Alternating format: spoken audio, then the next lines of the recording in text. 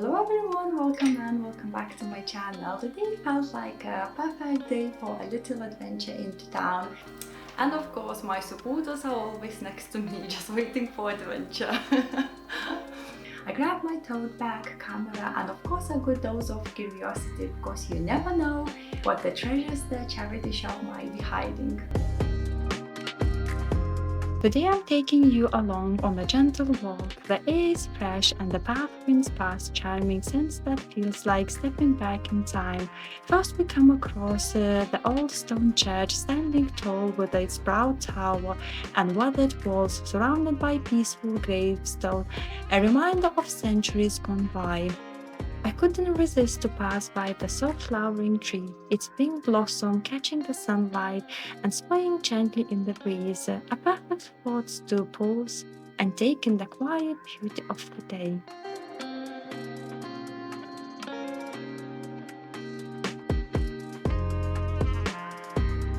A little further along, we pass by Bletchley Park Museum, the legendary home of the World War II codebreakers. Here we step inside the fascinating world of the Enigma machine, where brilliant minds once worked tirelessly to crack enemies' codes and change the course of history.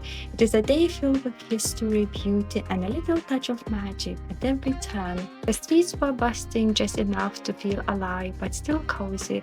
I always like to take my time peeking into the windows before stepping inside. It's like a little preview of the magic waiting for me.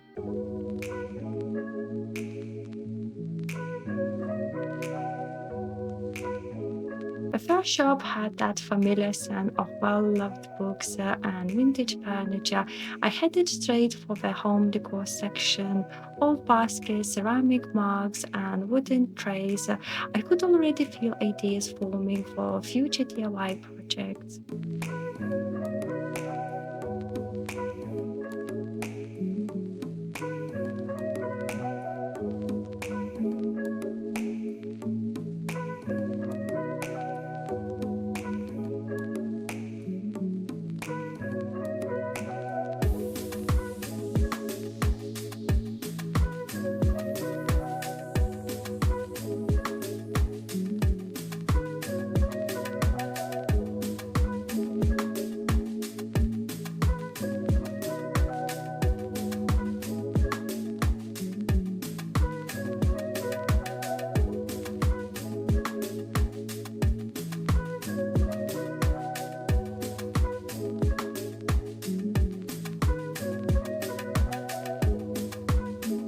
A little chat with a lovely shop assistant, I left with a bag full of small treasures, each with its own story, waiting to be given a new life back in my craft room.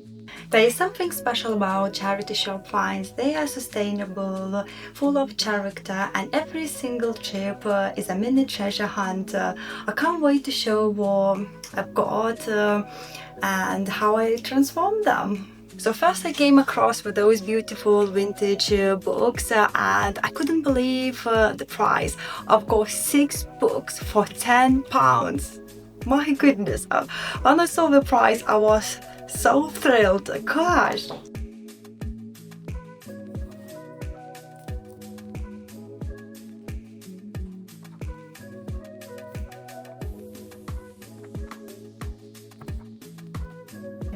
So next I found those beautiful brass candle holders. I'm not going to do anything with them apart from giving a good clean. As you can see, they already have that beautiful patina. So yeah, and the price was £2.50 each. So yeah, very happy.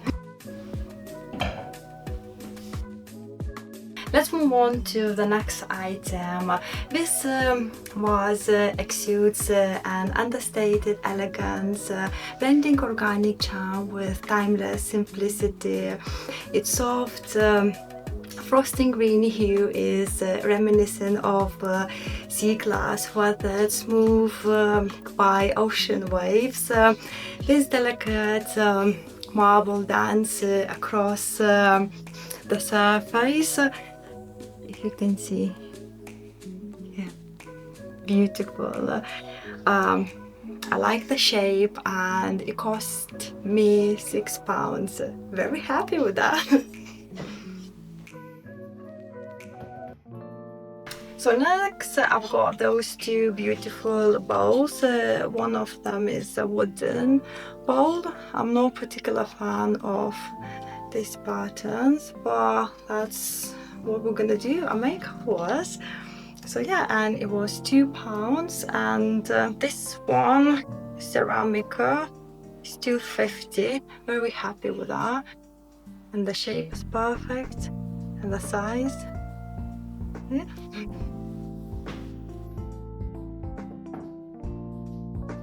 So next, I couldn't resist to pass by this beautiful wicker basket, and was £3. Goodness me, £3. So yeah. So you know, it's never enough to have the baskets. Least but not last, I've got this beautiful vase. It's not from charity shop. I bought from a garden center, and I paid £10. So now we are gonna go and do some makeovers. Zara Home is known for its gorgeous textured decor pieces, but let's be honest, they can get pretty pricey. So I'm going to show you how I made this Zara-inspired micro cement vase using just a few simple materials.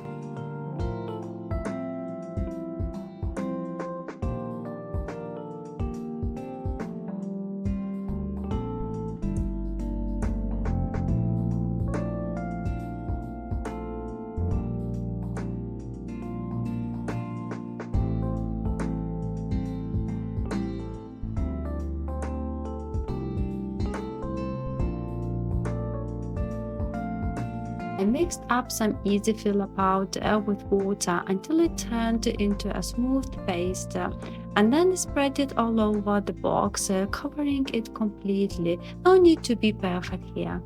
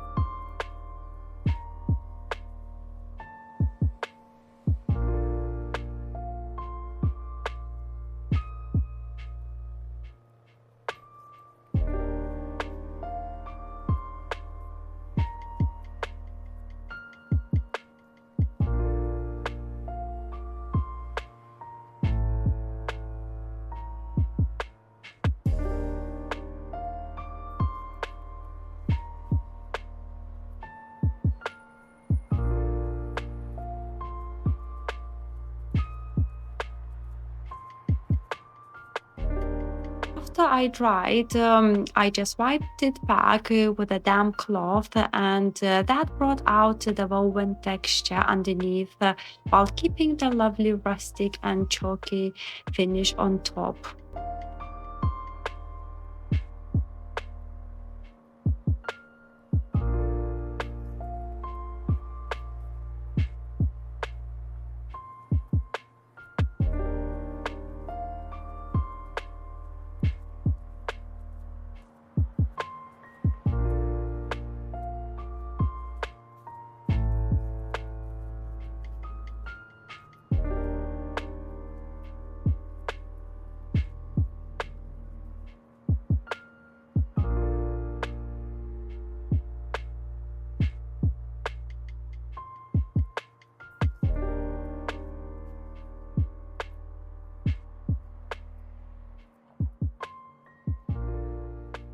And here's the finished look, a Zara-inspired decorative box for just a few pounds.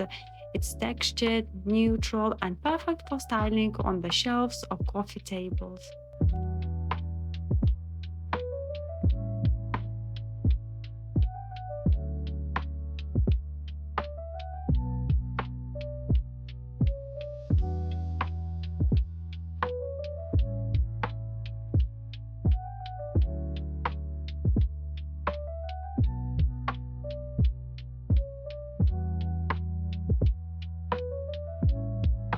For this bowl, the goal is to keep the process simple. So first, let's to remove the existing patterns with a white spirit.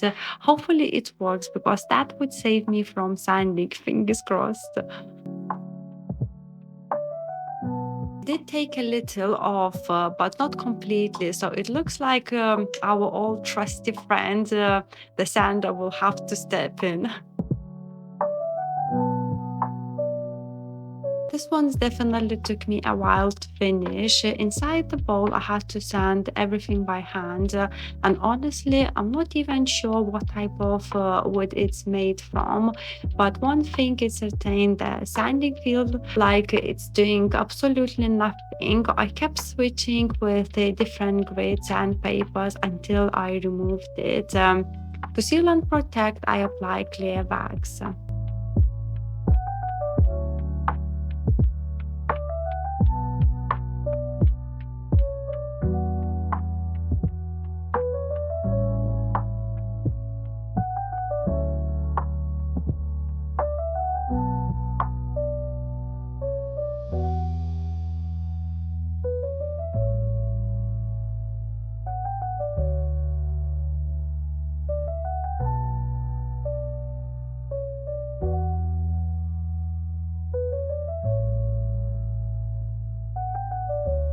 I hope you enjoyed this video. Don't forget to like and subscribe, and see you in the next one.